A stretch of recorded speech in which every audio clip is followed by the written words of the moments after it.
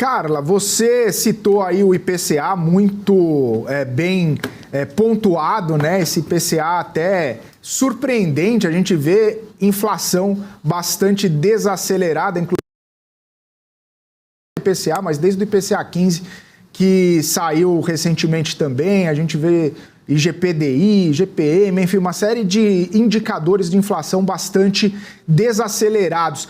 E a minha pergunta para você é a seguinte: a gente vê várias casas, vários locais reprecificando ou revendo estimativas de inflação aqui para o Brasil e, mesmo assim, ainda tendo grandes incógnitas, né, sobre inflação, principalmente quando a gente vê uma situação envolvendo ainda a desoneração dos combustíveis no ano passado, a gente ainda vê a própria reoneração de combustível que deveria vir no ano que vem, mas já vai ser antecipada para setembro.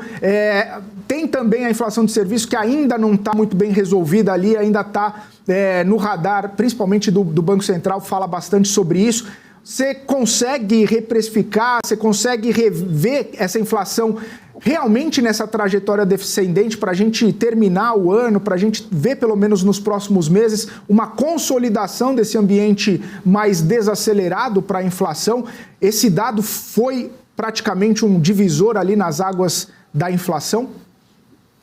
Acredito que sim. Eu vou começar pelo final dessa pergunta. Então, acredito que sim, é de fato um divisor.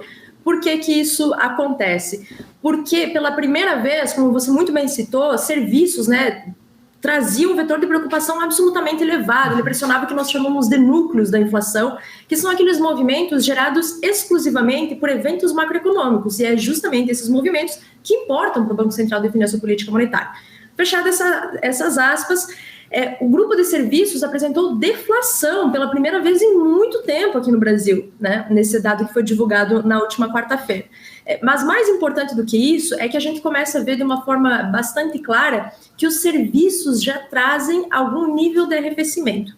Aqueles itens que continuam preocupando são itens que têm uma inércia inflacionária muito forte. E eu digo isso, eu costumo trazer como exemplo os aluguéis, né, os aluguéis residenciais. Por que essa inércia inflacionária ocorre? Inércia inflacionária na economia é quando a inflação passada ela tem impacto sobre a inflação corrente.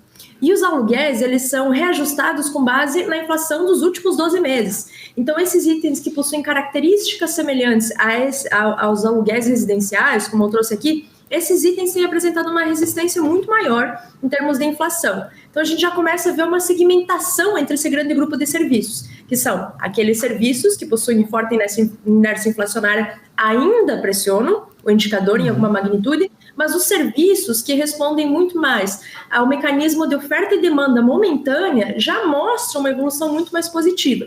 Então, a gente passa por esse último processo de resistência inflacionária desse grupo que é extremamente importante.